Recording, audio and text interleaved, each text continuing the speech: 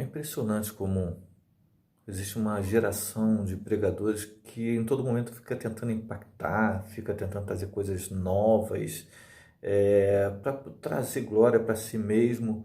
Agora surgem novos pregadores com afirmações que nós somos deuses ou pequenos deuses. Bem, eles tomam base quando Jesus Cristo ele se deparou com alguns líderes e ele disse o seguinte: ele falou para esses líderes: olha, em vossa escritura está escrito que vós sois pequenos deuses. Se vós que são imagem de Deus são deuses, por que blasfemam? Porque dizem que eu blasfemo quando eu digo que eu sou filho de Deus, quando na verdade eu fui ungido e fui consagrado e enviado ao mundo. Sabe, só que o que eles não entendem é que Jesus Cristo ele estava se referindo ao Salmo 82, versículo 6, quando diz assim: e eu digo, vós sois deuses, e vós outros são filhos de Deus.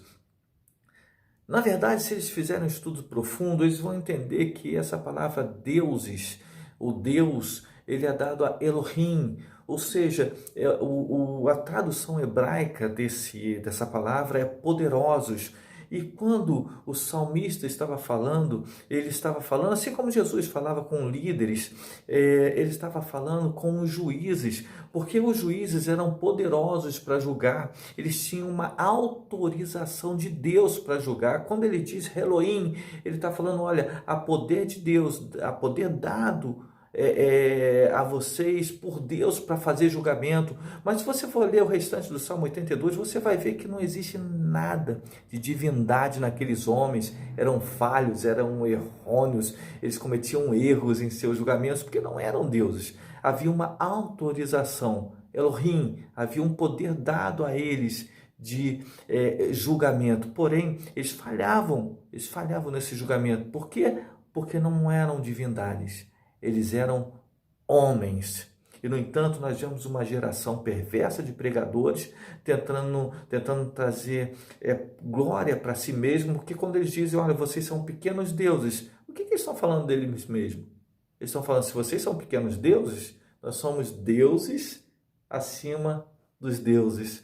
E nós sabemos que a Bíblia diz que toda glória, todo poder, toda autoridade foi dado ao Senhor Jesus. Olha que pregadores maldosos e perversos, porque na verdade a Bíblia ela nos relata, lá em Isaías ele está falando sobre um cara que ele tentou se colocar na posição de Deus.